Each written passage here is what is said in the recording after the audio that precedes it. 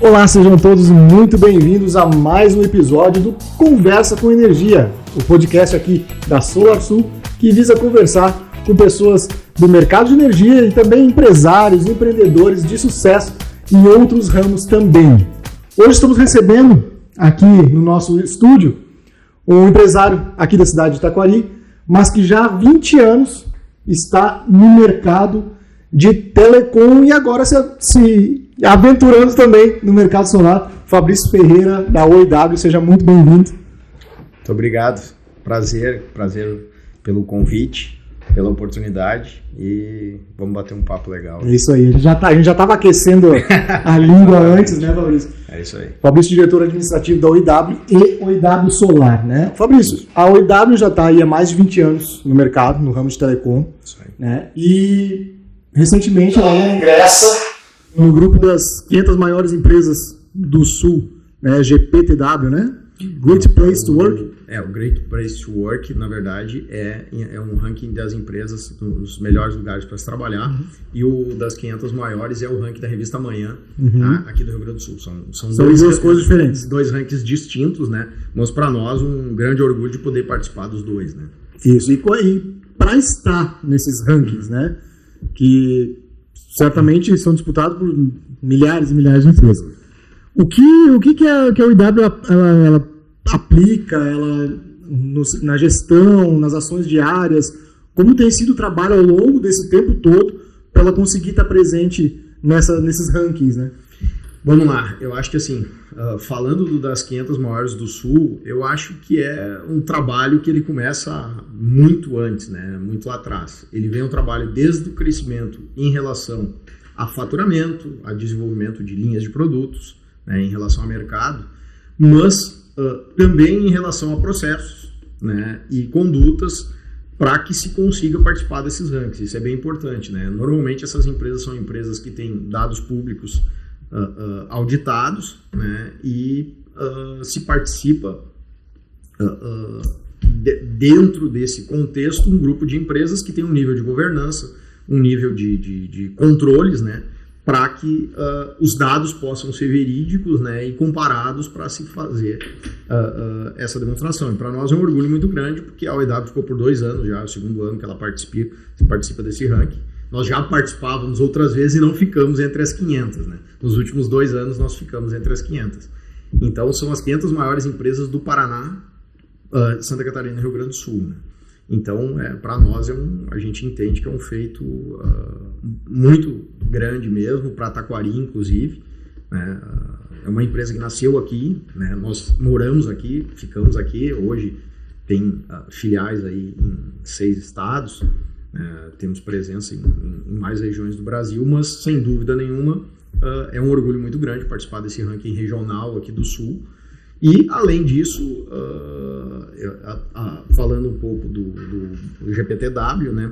O GPTW ele é um selo, na verdade, né? Uma certificação dos melhores lugares para se trabalhar. Então, esse ranking também, né? Essa participação no GPTW, as empresas elas são auditadas, os funcionários respondem, tem uma série de critérios e regras, de forma espontânea, eles não podem ser induzidos, não receber nenhum tipo de benefício para responder, e existe uma nota mínima para que se atinja isso. Então, aí é um trabalho muito também do RH, né, que faz o trabalho junto aos colaboradores para entender as demandas, entender as melhorias, né, e vem um feedback muito sincero, válido, né, quando eles podem preencher isso. E, de novo, que é o mais interessante, eu acho, disso tudo, é o seguinte: não existe identificação.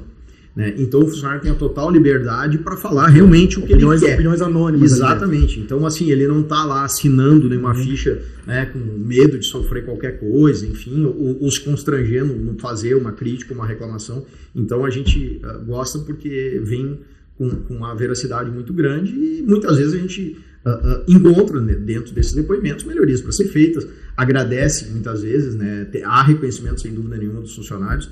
Então, e isso vai trabalhando em paralelo, né? Porque essa melhoria com as pessoas, ao mesmo tempo, vai gerando crescimento, né, ao longo do tempo.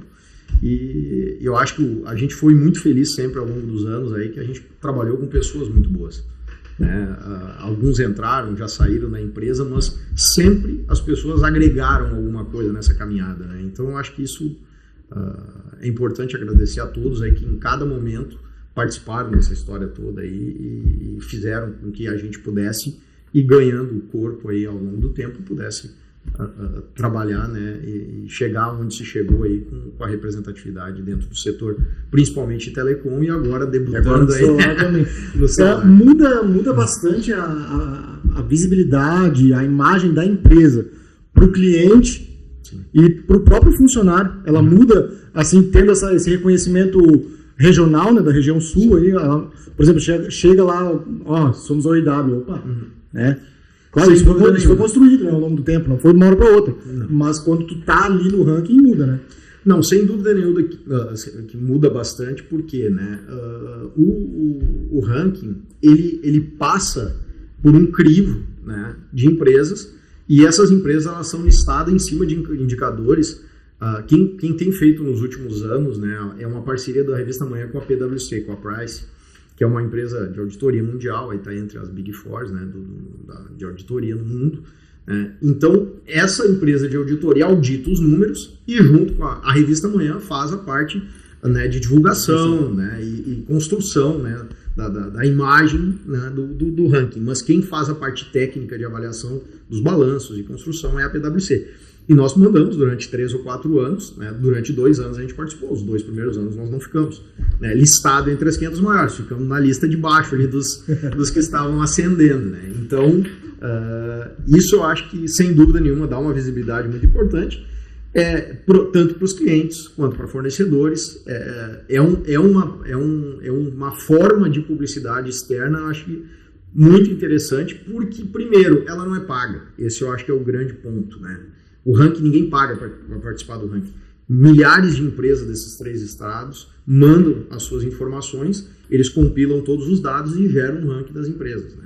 Então, esse eu acho que é o ponto mais interessante de todos, né? Porque ele, de fato, ele é um reconhecimento, né? Não é uma publicidade em que a empresa investe, sim, aí o teu nome está lá em cima, conforme... Não é isso. Se não pagar, vai para o segundo. Exatamente. E o que é interessante, até, Walter, eu acho, de comentar sobre o ranking da Revista Manhã é o seguinte, é que muitas vezes, quando a gente senta e olha o ranking ali de cima a baixo, obviamente que ele é um ranking que traz ali patrimônio líquido, receita, lucro. Então, as maiores empresas do Sul sempre estão lá em cima, né? E aí nós estamos falando de grandes empresas com faturamento bilionário, inclusive, né, que estão dos 3 estados que estão ali.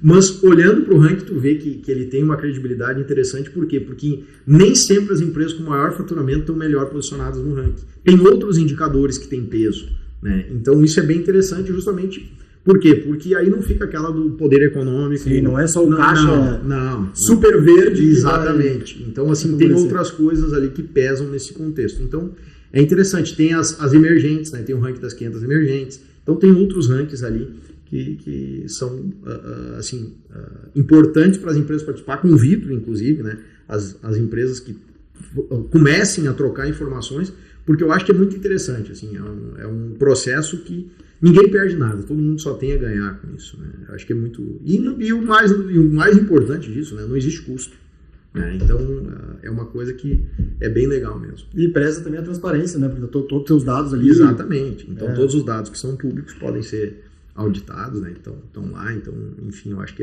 é bem muito. Tu agradeceu antes aqui as pessoas que passaram pela empresa e que fizeram, né, seus papéis ao longo do tempo. E da grande maioria sempre daqui da cidade, né? Sim. Sempre aqui da cidade. Sei que tem gente de fora, mas a grande maioria sempre daqui. Porque a história começou aqui. E é isso que a gente vai tentar relembrar um pouquinho. A história começou como oficina de informática. Aliás, não. Começou na garagem da tua casa. Essa história é um pouco mais... Volta um pouquinho para trás. Eu vou só ajeitar teu microfone um pouquinho mais pertinho para ficar confortável aí. Tranquilo. E nós continuamos ouvindo. Aí. Vamos lá. Então vamos lá. Na verdade, essa história ela começa em 95, tá? Quando o meu pai saiu do Banco do Brasil, né? E um pouquinho antes dele sair, na verdade, ele tinha montado já uma empresa, né? Que era uma firma individual, que era a oficina de informática, né? Mas a oficina de informática começou com treinamento, eu dando treinamento e ele fazendo manutenção, né? Então isso começa lá em 95, 96. Aí em 97 a gente vai para o prédio ali abaixo do Correio, né, que ficamos lá até alguns anos atrás. Aí, né? E ali no prédio abaixo do Correio nasce também a Tecanet. Né? Então eu fui um dos fundadores da Tecanet, junto com meu pai e meus irmãos, né? E a Tecanet já começou a ser um braço ali dentro da oficina. Né? E a Tecanet, logo no início, lá no primeiro e segundo ano, quando era acesso discado, ainda muitos nem não sabiam do que eu estou falando aqui, né? Mas tinha que ter linha telefônica em casa, modem, isso, exatamente. Então é coisas do passado ainda. Mas nessa época o acesso ainda era limitado, primeiro a quem só tinha linha telefônica, então tinha uma limitação em bairros, inclusive aqui em Taquari, né? Nem todos os bairros tinham linha telefônica disponível, nem todo mundo tinha linha telefônica disponível em casa. Então, no meio disso, começou a vir o acesso banda larga. Até então era o acesso discado, que era um nível de velocidade bem mais baixo, né? Na época até 33.600, em algumas situações até 56K de velocidade, que muita gente não faz a mínima ideia do que é isso, né? Mas, enfim, era muito lento comparado a qualquer padrão de hoje, inclusive de comunicação celular, enfim. Mas, a partir daí nasce, né, a tecnologia, já estava avançando a tecnologia sem fio, a rádio, né? E, durante esse período, isso eu acho que também é bem importante, foi de 2001 para 2002, né, que foi um período da campanha eleitoral para presidente em 2002, que o dólar saiu de R$2 e um pouquinho, o pessoal pode consultar aí, tá? Eu vou falhar aqui um mês e o valor exato, mas ele saiu em 4, 5 meses, aí ele praticamente subiu 100%. Ele saiu de R$2 e um pouquinho em junho, julho, e no período os dias antes da eleição, ele bateu em R$4, né, que foi o primeiro mandato do Lula. Então, ali, aquele período, encareceu absurdamente os equipamentos importados, né, que era basicamente os equipamentos disponíveis para se ter tecnologia. A produção nacional não existia produção nacional. Não, era praticamente nula, né? O cara é demais, né? Então, se dependia de equipamentos importados. E isso foi inviabilizando a atividade da Tecanet, né? E na pesquisa e na procura por soluções para a Tecanet se manter aberta e rentável, né? Aí eu vi esse nicho de oportunidade aí com os equipamentos, né, para telecomunicação. Primeiro, olhando, né, o primeiro objetivo era abastecimento da Tecanet, né, a viabilidade econômica dela no momento que estava bastante complicado. E a partir daí enxergou-se a oportunidade aí, e comecei a trabalhar com uma venda de equipamentos também para outros provedores além da Tecanet. Isso foi tomando corpo e em 2005, de 2002 a 2005, ficou ainda dentro final de 2004, início de 2005, ficou dentro da oficina, né, como uma divisão da oficina de informática. E aí a OIW, isso é importante falar, né, algumas pessoas perguntam e nem todo mundo sabe por que significa essas 3 letras. Então vamos esclarecer. Só voltando um pouquinho, foram 2 viradas de chave, então. Né? A primeira, tinha oficina de informática, provedor. Isso. Primeira virada de chave. Exatamente. Depois provedor, buscando uma solução para se manter, fornecedor de equipamento. Exatamente. Então, foram 2 momentos aí. Né? O primeiro momento em 98 para 99, e o segundo momento em 2001 para 2002. Ali. O nome aí, OIW, tá, para as pessoas que ainda não sabem, significa Oficina de Informática Wireless, tá, que era, na época, né, a tecnologia disponível que se trabalhava. Então, o nome OIW vem daí. Tá? Então, está enraizado, né, desde o seu nascimento aí, a ligação com a oficina de informática e com esse passado. Sim. Essa história. E as cores também, né? Exatamente, as cores também. As cores também muito bem. Exatamente. Bom, a partir daí, em 2005, a OIW passa a ter um CNPJ próprio. Nós vamos ali para cima do Banco do Brasil, da agência do banco, né, que era o prédio do meu pai, e aí ela começa a seguir o seu caminho aí, né? Em 2006 vem uma nova virada de chave aí, né? O que acontece? Em 2006 nós já estávamos com muita dificuldade de trabalhar aqui no Rio Grande do Sul somente, porque a gente estava mais limitado a atender provedores aqui dentro do estado pela questão tributária. O estado tinha uma política na época de CMS muito pesada para produtos que vinham de fora, produtos importados e tal. E tinha um benefício bem interessante, que existe até hoje, no estado da Bahia. Tá? A Bahia concedia um benefício para as empresas que se instalassem lá. Então aí veio o grande, eu acho que eu posso dizer que foi talvez o maior desafio aí no início, foi tomar a decisão de abrir uma filial a 2.000 e poucos quilômetros daqui, né? Então, assim, foi realmente o ponto, assim, eu acho que a maior dificuldade, talvez, nessa caminhada, uma delas foi essa. Porque, assim, tomar essa decisão, montar essa estrutura remota não foi fácil. E essa foi, dentro dessa caminhada aí, para chegar lá no ranking das 500 maiores, eu acho que foi uma decisão muito acertada que nós tivemos lá atrás, tanto eu quanto o Roberto, de tomar essa decisão de abrir essa filial, porque ela foi realmente, ela alavancou muito o nosso faturamento, deu visibilidade, porque aí a gente passou a ter presença no Nordeste, começou a atingir mercados que daqui do Rio Grande do Sul a gente não atingia. Então, de 2007, início de 2007, quando a gente abriu a filial lá, nós ficamos até 2014, né, basicamente com essas duas filiais, Taquari e Ilhéus, na Bahia.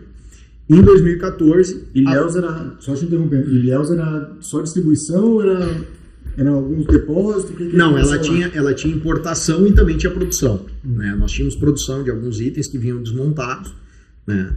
Na época, o regime que se chama de SKD, né? Que é o produto semi-acabado, e aí se fazia a montagem final lá em Ilhéus. Essa atividade tem até hoje, inclusive, em alguns produtos. Então, em 2014, nós tomamos aí também motivado pela questão da guerra fiscal, aí tomamos a decisão de abrir a filial de Minas Gerais, porque Minas Gerais é vizinho, estado vizinho com a Bahia, e nós não conseguimos trabalhar dentro de Minas, também em função dos problemas de ICMS interestadual e a carga tributária. E aí tomamos a decisão de fazer a abertura dessa filial lá, com benefícios do estado de Minas também. O estado foi muito receptivo conosco, então tomamos a decisão de abrir a filial. Em 2014, essa filial foi aberta e a partir daí a gente segue um novo ciclo aí, né? Nesse meio tempo aí de 15 para 16 vem uma virada de tecnologia importante também. Até então o nosso produto era wireless, basicamente produto para rede sem fio, que era o que nos trouxe lá de 2002 a 2014, né, até 2015. Então nós passamos 13 anos vivendo basicamente de produto para rede sem fio. E basicamente atendendo provedores. Nesse período de 2015 para 2016, a fibra ótica já vinha ganhando muito espaço, né, muito espaço. E foi um período assim para a gente muito desafiador, porque nós tivemos que fazer uma virada completa dentro da empresa, né, e no nosso entendimento até na época a gente acha que até errou um pouco o timing. A gente talvez deveria ter feito mais demorada. Não, a gente não acreditou que a virada fosse tão rápida, né, porque o volume que se vendia era muito grande de wireless e ele começou a cair muito rápido, né, porque a fibra tem N benefícios, né, só que ela é de difícil implantação, ela não é tão rápida. O wireless é uma facilidade, né, tu pega da caixa, ligou ali e deu, configurou, está funcionando. E a fibra exige toda uma questão de engenharia, passa em poste, depende de autorização de concessionária, então tem todo um serviço de mão de obra muito mais caro para ser feito e demorado para ser feito, né? E a fibra não era um produto tão difundido e ali foi uma virada de chave importante, porque aí nós tivemos que sair de uma empresa que era basicamente nasceu e vivia em função de wireless, né, que era até o momento, e tivemos que passar para fibra. E aí começamos a trabalhar aí de lá para cá com os produtos de fibra ótica. E hoje, uma tecnologia que vocês já acompanhavam a vinda ou ela surgiu assim, de repente? Não, assim, ela existe desde a década de 70. Pois é. Ela não é nenhuma novidade, né? Mas ela ganhou escala e custo, na verdade, nesse período. E aprimoramento também. E aprimoramento. Né? Porque o que acontecia, né? E isso é um fator importante, né? O produto wireless, ele tinha um período de obsolescência de 3 a 4 anos, 5 anos. O que acontecia? A cada 4, 5 anos, você tem que trocar praticamente boa parte dos equipamentos, porque as velocidades vão subindo e os seus equipamentos estão ali com a velocidade estanque. Então, conforme o consumo de banda ia subindo, o teu equipamento não acompanhava, que é como acontece com os roteadores residenciais hoje em dia, né? Tu vai começando a ligar vários dispositivos e o o equipamento tem uma limitação física que ele não troca mais. A fibra mudou esse contexto completamente, porque a fibra, na verdade, ela não tem limitação física na fibra, né? A limitação física dos ativos nas pontas. Então, o que terminou acontecendo? Os provedores começaram a enxergar que o investimento de fibra ele era um pouco maior, mas ele era único. Ele demorava, o ciclo de obsolescência da fibra ele é muito maior. Ele demora muito mais, né, para se renovar esse parque de equipamentos. E os provedores começaram a entender isso. Outra coisa que eu acho que foi muito importante também nesse período foi que os provedores entenderam que eles puderam começar a concorrer em nível de velocidade com as grandes operadoras. A fibra abriu essa porta. Porque até então o que acontecia? A fibra se limitava a quê? A clientes B2B em grandes centros. Quem é que tinha acesso? Eram grandes empresas em grandes centros. Tu não ouvia falar de fibra ótica no interior, né? As grandes empresas no interior tinham acesso rádio, né, com frequência licenciada para poder alcançar velocidades maiores, mas não existia até então esse mercado, né?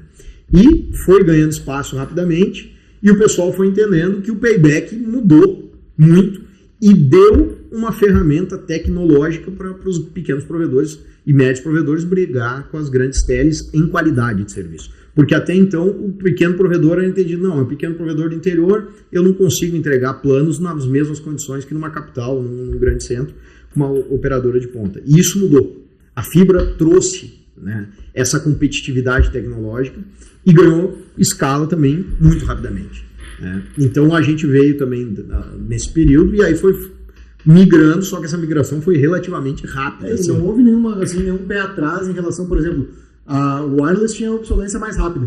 Sim. Ou seja, tem uma venda recorrente. Maior.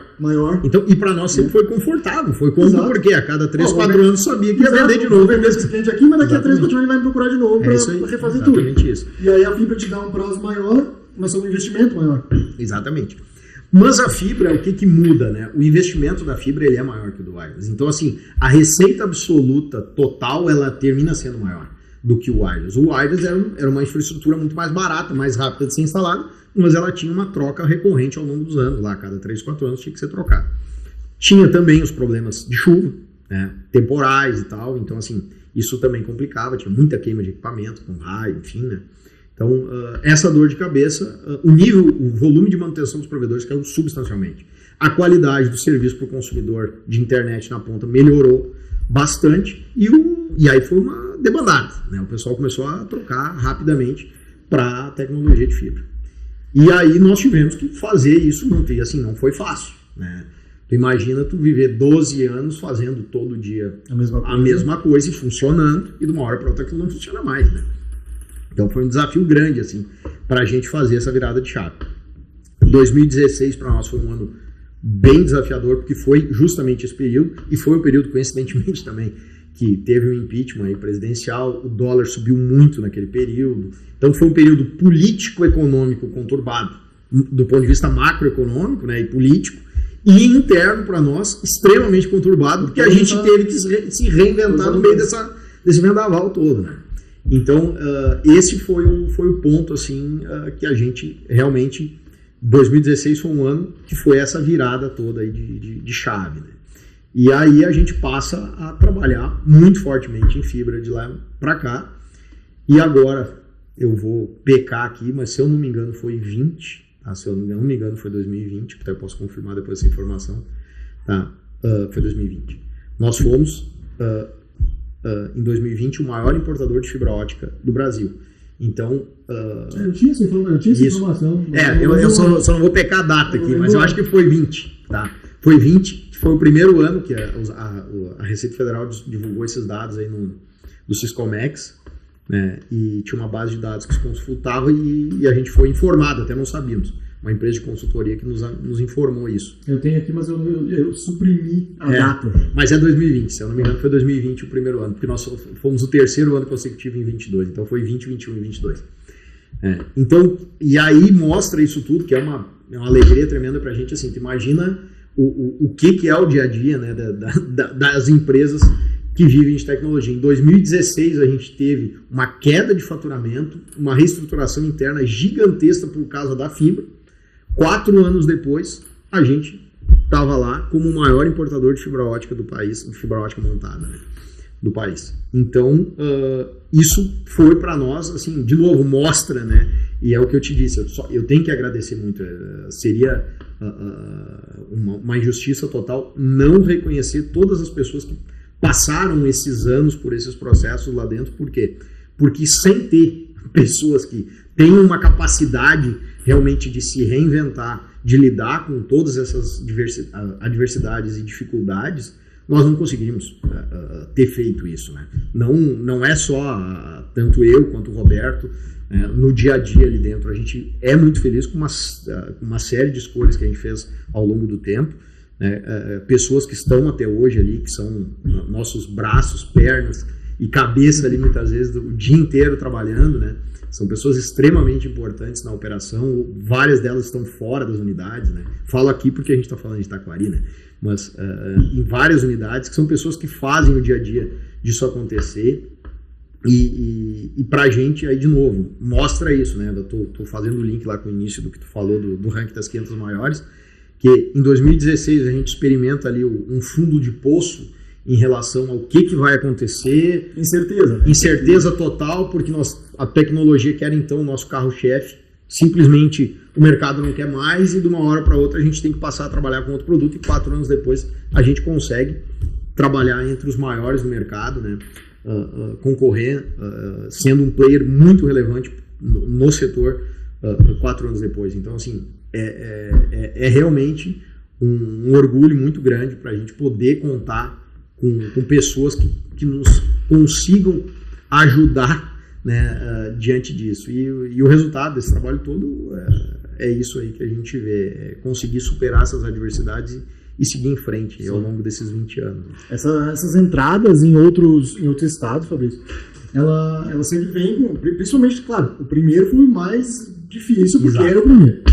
Depois Minas, depois São Paulo, Ceará, tudo isso faz parte de uma estratégia de expansão. Sim. Não é a esmo, não acordou de manhã e decidiu, vamos para lá.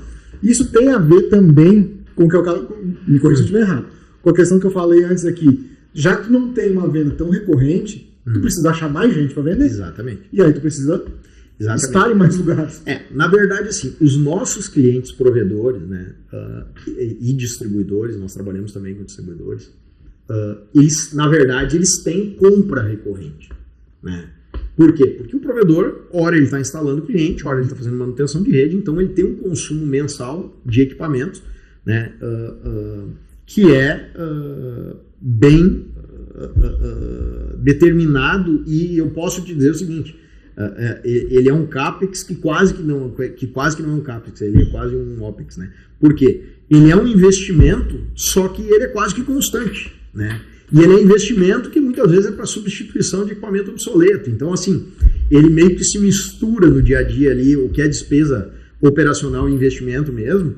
Então, a gente procura manter a recorrência desses provedores, mas, obviamente, a gente precisa oxigenar essa base, né? E com novos clientes, com novas vendas. E uma grande dificuldade hoje no Brasil, pelo próprio tamanho dele, é o que? Assim, a gente não tem como, com uma unidade ou 2 unidades, né, que era o caso na época, né, Ilhéus e Taquari no Rio Grande do Sul, cobrir o Brasil inteiro e ser competitivo no Brasil inteiro. Porque, assim, cobrir tu até cobre com parceiro de transporte, mas tu não é competitivo. Esse é o grande desafio, né? Assim, como cobrir e ser competitivo. O que tu chama é a questão de reduzir custo de frete. Exatamente. Tu precisa chegar no alcançar, né? Exatamente. Chegar no teu cliente com uma agilidade mínima, com uma qualidade de produto e, ao mesmo tempo, num preço que consiga ser competitivo localmente com os players locais, né? Sim. Então, isso levou a esse movimento, né, que a gente começou lá em 2014 com a abertura da filial de Minas Gerais, lá em Montes Claros. Aí, em 2017, nós abrimos o escritório em São Paulo. Depois veio a filial de Cuiabá, que foi em 2020, durante a pandemia. Inclusive, essa foi outra grande loucura aí que a gente fez. Né? Foi abrir uma filial no período em que não conseguia sair de casa, né? E graças a Deus, eu acho que a todas essas pessoas que foram envolvidas aí, né, nesse processo, tinha-se restrições de circulação, inclusive, durante esse período, né? Tinha alguns lugares que não tinham shopping center aberto, né? E a gente estava se movimentando para tentar abrir filiais, assim. Os voos eram uma complicação para conseguir se viajar à distância, então a filial de Cuiabá foi uma filial que realmente assim, nasceu embaixo do mau tempo total. Né? E também dá um parabéns aí pro teu RH, para achar gente nesse período também, fácil. né? Não, a turma do RH a Júlia e as gurias lá fazem... Achar gente não só nesse período, mas em outro estado. Exatamente. Né? Recrutar à distância é muito complicado, né? Então as gurias fazem um trabalho excelente lá. E depois, em 21, vem a filial do Ceará, que é uma filial que para nós, do ponto de vista de localização, ela é muito estratégica. Hoje atender a ponta do Nordeste e a região Norte com produtos que hoje é a característica do nosso produto, né? Cabos de fibra ótica são produtos volumosos e não necessariamente caros. Então ele é um produto que ele tem um desafio logístico de transporte absurdo. Assim, vocês estão acostumados aqui com painel solar, ele é bem pior que o painel solar do ponto de vista de custo-peso, né? O painel solar também é bastante complicado, a gente vive lá, né? Mas é um produto bem mais frágil do que o produto de fibra, mas a fibra, para atender a essas regiões mais remotas, a filial do Ceará era uma filial do ponto de vista de localização muito importante. E por último, veio aí a filial de Santa Catarina, né? Que foi a última, penúltima, a última foi Porto Alegre. Né? A penúltima a ser aberta. A última mais perto. A gente foi até o Ceará e voltou. Né? Mas depois eu vou explicar por que também, a de Porto Alegre. A filial de Santa Catarina, ela tem uma importância muito grande para nós, porque aqui em Taquari, onde é a matriz, nós não temos operação de importação. Nós temos basicamente a estrutura comercial, administrativa, vendas, RH, mas não tem operação hoje de importação de mercadoria de telecom, principalmente. Não existia essa operação. Então, o que acontecia? Para atender os 3 estados do sul, nós atendíamos ou por Minas Gerais, ou pela Bahia, ou por Mato Grosso. Então, era uma operação logística capenga, vamos dizer assim. Né? E nós nos discutimos, nós nascemos aqui, a matriz é aqui, e nós não estamos sendo eficientes em casa, né? Dentro do nosso território. Né? Exatamente. Então, aí veio essa necessidade da operação por Santa Catarina e nós optamos lá por São Francisco do Sul, que é praticamente na divisa com o Paraná já, né? São 700 quilômetros daqui. De sul não tem nada. De sul não tem nada, né? Está praticamente no Paraná. Mas é uma filial que, sem dúvida nenhuma, nos ajudou bastante, né, para essa questão da presença regional. Ela é uma filial, do ponto de vista estratégico, muito relevante. É um dos primeiros portos em que as empresas que operam da Ásia para cá em transporte marítimo operam. O Porto de Itajaí hoje tem muito fluxo de carga. É um dos maiores fluxos do país hoje, eu acredito, pelos números atualizados. Aí, se perder para Paranaguá, Santos já deve estar quase praticamente o mesmo volume de Paranaguá hoje, né? Então o Porto Santos é o mais importante e o Porto de Itajaí já está aí brigando para ser o segundo, com certeza, dentro de pouco tempo aí. Então é um porto que tem um transit time internacional muito importante, nos deu mais agilidade e presença aqui no sul e também deu muita viabilidade para a operação solar, né? Que aí depois a gente também fala na sequência. Daqui a pouco. Tu estava falando do transporte, né, do shipping, né, da vinda, né, da China, basicamente. Nesse período de funcionamento do EW, vocês fizeram muitos parceiros de fornecedores, tá? Mas eu queria ressaltar 2, né, que no meu tema de casa eu julguei ser bem importante para você. Ali em 2018 vocês ganham o prêmio da Heisecon, lá na China. Isso. E também tem uma parceria com a Huawei. Né? Agora mais recente. Isso. Né? Então, qual a importância desses 2 fornecedores aí para vocês, Vamos lá. parceiros? Hoje, eu até para ser justo, tem outros fornecedores que têm mais relevância, né, em relação a faturamento do que a Huawei e a Heisecon. Mas hoje esses 2 são complementos de portfólio dentro da linha de ativos de fibra. Né? Então, nós temos hoje Fiber Home, que é o principal parceiro ao longo do tempo, aí foi o primeiro parceiro de GPON né, dentro da linha de fibra ótica, né, de ativos de fibra. Então eles estão conosco desde 2014, já é uma longa caminhada aí, né? Mas a Huawei tem uma base importante de clientes no Brasil, né?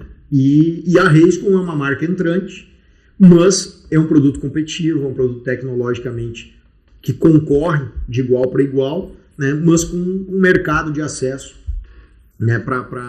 Ele entra muito bem, principalmente em provedores pequenos. A Huawei hoje já entra nas médias grandes, né? E a Fiber Home navega também entre as médias grandes e as médias. Então é basicamente para ter portfólio versus nicho de mercado. Para ter o que oferecer. Exatamente, para clientes diferentes. Qualidade, né, exatamente. Então eles são sim parceiros importantes dentro dessa estratégia de complementação de portfólio. Né? Hoje eu não tenho como atender com um único fabricante o provedor que tem 2.000 assinantes ou uma mini operadora aí que tem 150, 200 mil assinantes. Os produtos são totalmente diferentes, né? E muitas vezes no mesmo fabricante tu não tem as duas soluções. Então esse é o motivo pelo qual a gente foi ao longo dos anos complementando esse portfólio com outros parceiros. E em que hora, em que momento tu enxergou essa tua quarta virada de chave, ou terceira, já perdi a conta, que foi a oportunidade do ramo solar? Foi algum parceiro que essa história também é interessante. Foi. Na verdade é o seguinte, nós temos um parceiro desde 2008, que é a Ubiquiti. Tá? A Ubiquiti está conosco desde 2008. Eles são extremamente fortes em Wi-Fi, Enterprise, B2B. Né? Residencial hoje, eles têm soluções residenciais, mas ela é um residencial para um mercado que já se dispõe a pagar por um produto de maior velocidade e qualidade. Ele, para residencial, ele ainda é um produto caro, vamos chamar assim, né? Mas é um produto de uma qualidade fantástica. Com certeza, em hotéis e restaurantes, tu já usou o produto da Ubiquiti, aqueles disquinhos brancos que ficam com uma rodinha azul lá, tu já deve ter visto várias vezes. Então, assim, eles dominam esse mercado mundialmente, né? E em 2018, eles lançaram uma linha de painéis solares com microinversores integrados para o mercado americano. E eles nos convidaram, nos mostraram o portfólio de produto, enfim, e nos convidaram para distribuir isso. Tá? Porque nós já éramos o distribuidor deles no Brasil aqui, da linha de wireless. Né? E aí olhamos, enfim, e o mercado de solar naquele momento vivia outro cenário. Estava andando muito devagar, o pessoal não olhava para microinversor integrado com placa. Basicamente, né, com a solução de inversor convencional. E nós entendemos que, cara, não é o produto. O Brasil ainda não entendeu esse negócio aqui, né? E para o mercado americano, eles vendiam muito bem porque a regulação era outra, inclusive. A legislação na época vigente era um pouco diferente do que é hoje.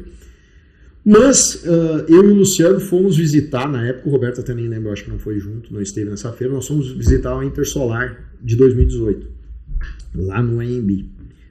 E aí passamos, rodamos aquilo tudo e tal.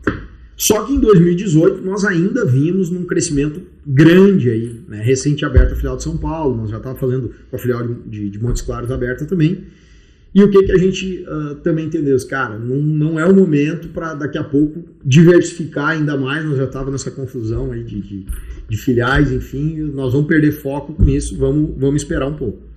Né? E aí deixamos isso em stand-by desde 2018, conversamos na época com alguns fornecedores, inclusive com a BID foi um deles, eles nos propuseram e não era viável comprar aqui no Brasil, na época eles já estavam com uma operação aqui no Brasil. Marcelo da Borda? Conversando contigo? Não lembro na época. Mas faz bastante tempo. Tivemos contato com ele também há um tempo atrás. Ele acabou saindo agora recentemente.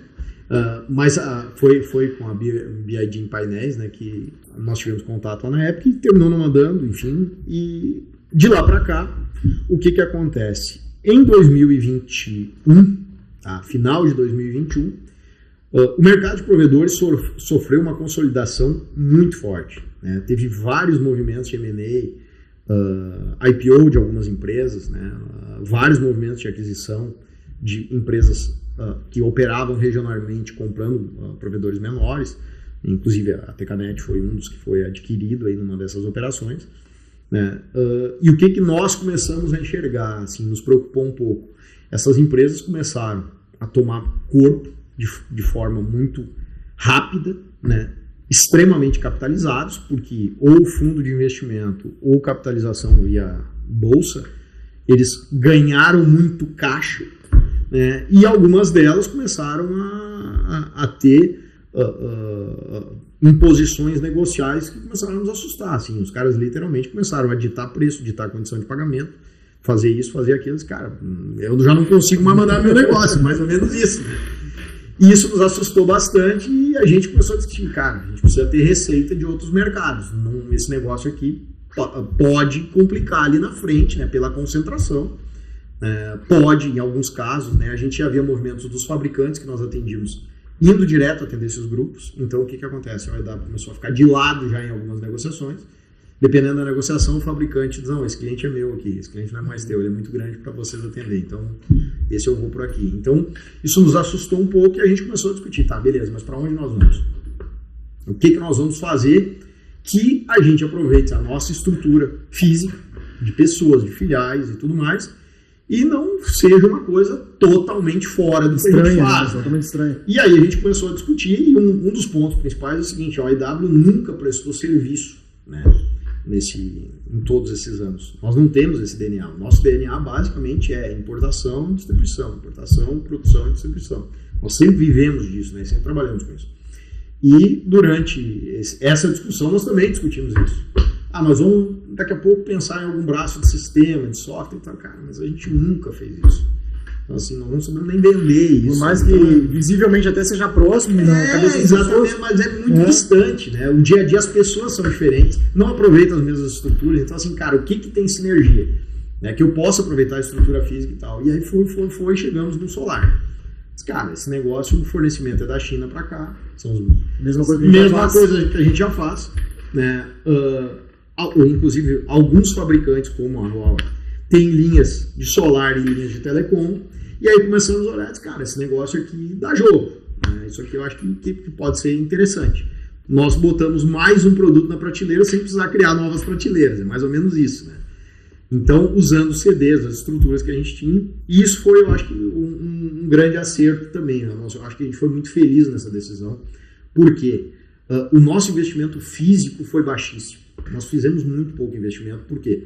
Os galpões, as estruturas de expedição, de recepção, financeiro, RH, contábil, cara, tudo a mesma coisa. Tudo a mesma coisa. E embora as pessoas, é importante esclarecer isso, o OEW Solar e o OEW Telecom são duas divisões dentro da mesma empresa. Não existe duas empresas. Né? Então hoje, se tu comprar um produto de telecom, tu recebe uma nota da OEW Indústria Eletrônica, se tu comprar de solar, tu recebe da OEW Indústria Eletrônica. Né? É a mesma empresa emitindo as mesmas notas. Então, são duas divisões de negócio dentro de um mesmo negócio, mas buscando sinergia. Né? Então, hoje o funcionário lá das filiais, lá na ponta, que faz a separação de estoque, o que separa de telecom de solar, muitas vezes é o mesmo. Então, essa é a história, vamos dizer assim, como é que a gente botou o pé no solar. E aí vocês começaram a se relacionar com outros tipos de clientes, que são os integradores. Exatamente. E a receptividade. Como é que foi? Olha, assim, para eles era novo. Sim, e isso foi um grande desafio para nós, porque assim, a gente tem 20 anos de mercado e ninguém nos conhece em solar. Esse é o grande ponto, né? E o trabalho de para eles é mais um. Exatamente.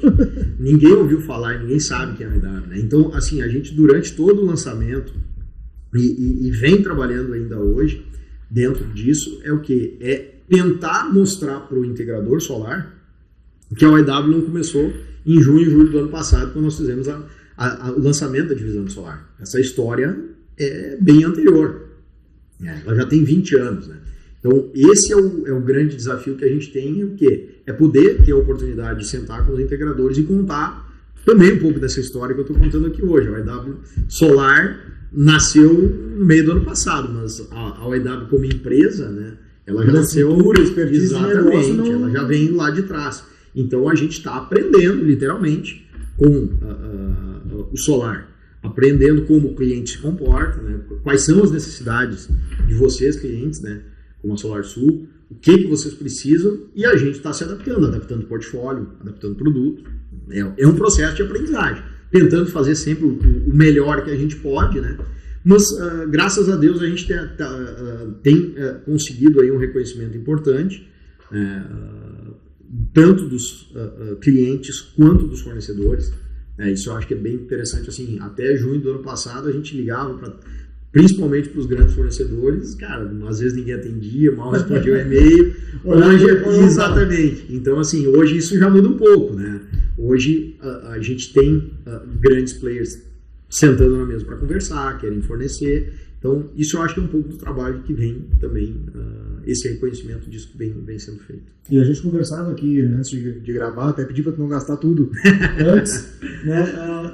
Agora, nesse mercado solar, tu acompanhou aí o pico, o boom do ano passado, do 22, e agora tu vê o platô de 23. O que tu sente e imagina nesse período aí? Vamos lá, essa é uma discussão bem importante. Vamos lá, um pouquinho para cá para ajudar. O que acontece? O mercado solar, isso é minha visão aqui, né?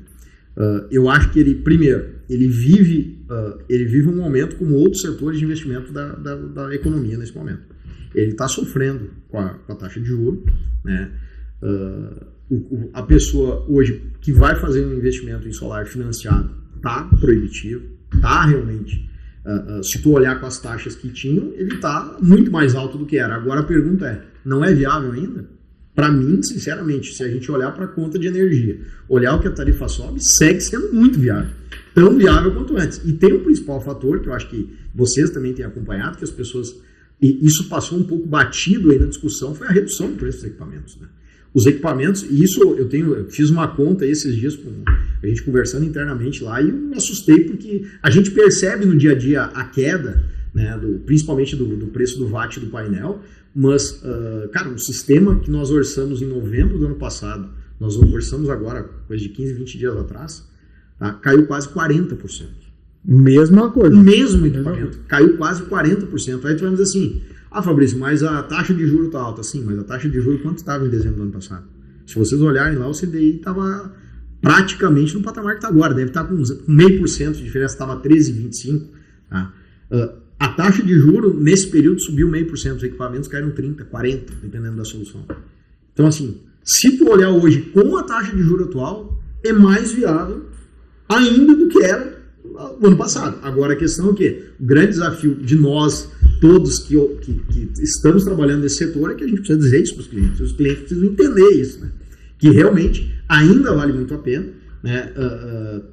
O próprio depoimento e a experiência de quem já colocou energia solar, eu acho que é o que mais faz vender essa solução, né? É perguntar para alguém que tem, se quer tirar e quer ficar com a conta de energia. Se quer o dinheiro de volta, não quer. Vai voltar para o sistema antigo. Ninguém quer o sistema antigo, né? Então, a liberdade de consumo, tudo isso, né? Então, eu acho que essa quebra de paradigma de que, ficou mais caro por causa da tarifação, tem situações que ficou, mas o pessoal parece que está esquecendo que a energia corrige todo ano, né? Então, assim, nós estamos falando de um aumento ao longo dos anos que vai chegar lá numa cobrança efetiva lá na frente. E hoje a gente está num momento que a bandeira está favorável. Exato. Mas daqui a pouco a gente não sabe. Não sabe. Não, eu acho que assim... instável, não tem essa estabilidade que a solar dá. Eu acho que, assim, Walter, pode até ajudar aqui a compor o raciocínio, né? Hoje nós vamos ter uma tributação sobre a energia, basicamente do que se coloca em cima da rede e pega de volta. Exato. Né? Então vamos lá. Nós estamos falando de uma tributação quando ela chegar no máximo de quantos por cento? Hoje já está em 15%, né? Não, mas quando ela chegar no 90% do FIB. Tá, 90%. É o que nós temos até o momento. Pois é. Não tem uma lei ainda para... Tá, 90% do FIB, mas com uma alíquota efetiva de quanto? De 17%, né? Eu não tenho essa regulação de número. Mas ela vai chegar no nível máximo lá, num percentual ali da alíquota de CMS, basicamente, que é o que os estados ali estão mordendo em cima disso, né? Tá bom, mas a pergunta é o seguinte, quanto vai subir a energia até lá? Eu estou pagando um pouquinho mais aqui na cobrança do FIB. Beleza, mas a minha energia está subindo quanto? Não é muito mais do que o FIB? Essa é a grande conta, porque é o grande trabalho que a gente precisa fazer, explicar isso para o consumidor, né? Nós temos uma energia que corrige anualmente, e se olhar o histórico para trás, o histórico fala por si só. no Brasil, né? Quando não se tem apagão, se tiver apagão de energia, eles falam. É pior ainda, mas sistematicamente ela corrige acima da inflação. Ela não corrige sequer a inflação. Mas se tu pegar na média dos anos, se tu pegar 10 anos, olha os 10 anos quando deu inflação, a energia sempre subiu acima da inflação. A pergunta é, e isso para frente, como é que vai ser esse comportamento? Na minha opinião, eu acho que segue valendo muito a pena, porque se tu olhar para o histórico para trás, vai representar o futuro, vai ser fiel a esse mesmo retrato? Não, pode não acontecer. Mas o histórico, para mim, fala por si só. Eu acho que assim, as empresas hoje e pessoas físicas que podem e estão pensando, devem colocar energia solar.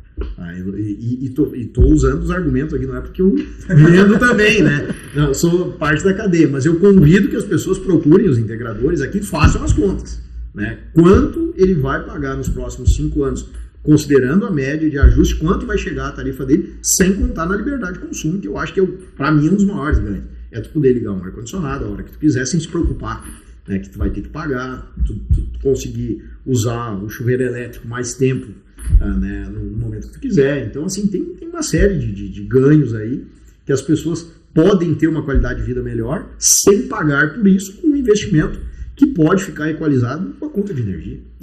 Esse é o grande negócio. Hoje, mesmo com as mudanças de lei, de tarifas, ele continua se mantendo aí no payback de 4 anos, média. Exatamente. Então, assim, não mudou essa média de payback. E eu acho que o grande ponto é o quê, né? Assim, tu trocou a conta pela parcela, tendo liberdade de consumo, o que se tem a perder? Não tem nada a perder. Terminou os 4 anos lá de payback, tu deixa de ter uma prestação e vai poder consumir com mais liberdade. Eu acho que esse é o grande ganho. Eu quando coloquei esse sistema na minha casa, alguns anos atrás, o principal ganho para mim foi esse. Né? Além de não ter a conta, é tu poder consumir assim, sem ter aquele pesar de dizer, pô, desliga a luz ali e tal. Não, cara, tá lá o sol, tá gerando. Então, isso eu acho que é muito importante. E as pessoas deveriam ver isso como um investimento, né, a médio e longo prazo. Ao longo da vida, tem levantamentos aí, você sabe melhor do que os números, né, de quanto se paga de energia, né, uma família paga ao longo do tempo. E isso as pessoas estão se privando de viajar, de comprar um outro bem que seja relevante, de fazer alguma outra coisa com esse dinheiro, muitas vezes por desinformação. Né, porque se elas entenderem como funciona, né, acreditarem, que por incrível que pareça, muitas vezes as pessoas não acreditam ainda, né, que possa ter uma conta de energia zerada, né, que funcione. As pessoas não acreditam, tem muita gente que ainda não acredita nisso. Então, se as pessoas tivessem ideia disso, eu acho que o grande desafio de nós todos aí, que trabalhamos dentro do setor, é esse, né, é conseguir informar isso para as pessoas. Porque a informação hoje, eu vou te dizer que é o maior inimigo do setor solar nesse momento. Ou melhor, a desinformação. A desinformação, né? Que é o quê? É a desinformação que foi criada com a questão da tarifação, somado à questão do juro, mas ninguém pergunta quanto estão os equipamentos. O pessoal esqueceu dessa parte. O pessoal olha o juro, mas não olha a parcela. O juro está mais alto sim, mas a parcela caiu. Por quê? Porque o equipamento caiu. Né? Então o payback, em geral, está até menor. Né? Então eu acho que é isso. Falando de solar, eu acho que é por aí. Nesses 20... É mais de 20 já ou é exatos 20? Não, outubro do ano passado fez 20. Outubro do ano passado fez 20. Então quase 21 já. Quase 21. Nesses 20 anos aí de OIW, o que tu consegue considerar o maior desafio que tu teve nesses 20 anos de frente? Olha, não precisa encher uma mão, mano. Não, eu acho que assim... eu acho que a questão da filial de Ilhéus, que foi a primeira filial, foi uma decisão muito importante dado o momento e o tamanho que nós tínhamos naquele momento. A empresa era uma empresa pequena, com pouquíssimas pessoas trabalhando, né, e assim, era um negócio maluco pensar em abrir uma filial fora. Era uma coisa assim, como é que esse negócio vai funcionar, né? Então, esse eu acho que foi um passo, tomar essa decisão de fazer esse investimento lá. Eu fui a primeira vez em 2006 para Ilhéus com meu pai e a gente olhou lá primeira chegada, assim, cara, como é que nós vamos montar uma filial aqui? Que isso? Como é que isso vai funcionar, né, diariamente? Então, assim, eu acho que a abertura da filial de Ilhéus foi um grande desafio. 2016 também foi um grande desafio, essa virada de chave de produção. Troca. Que eu me lembre, assim, não foram tantos, né, cara, mas tem tanta coisa, algumas ruins a gente procura até esquecer. E eu acho que a resiliência do empreendedor é um negócio que tem que ser acima da média, porque senão tu não aguenta. É tanta paulada. Primeiro já abaixa a cabeça e já desiste. Assim, tu só tem conseguir não se abalar e seguir em frente não é fácil. Né? Porque muitas vezes isso é uma coisa que as pessoas não imaginam. Né? Quem trabalha no dia a dia de uma empresa, muitas vezes olha, cara, pô, um prédio bonito, lá, empresa, um monte de gente trabalhando, uniformizada, tudo é perfeito, tudo funciona legal. Cara, tem problema pra caramba. Todo dia é incêndio pra apagar. Então, assim, as pessoas que estão no dia a dia sabem o quão desafiador, né? Toda uma estrutura que precisa funcionar para as coisas acontecerem. Tem mercado, tem situações macroeconômicas, tem situação política, tem uma série de coisas que interferem no dia a dia dos negócios. Né? Então, tem que ter muita serenidade, resiliência, são várias palavras aí para conseguir seguir em frente, porque a vida do empresário nesse país não é nada fácil, cara, nada fácil, não é fácil.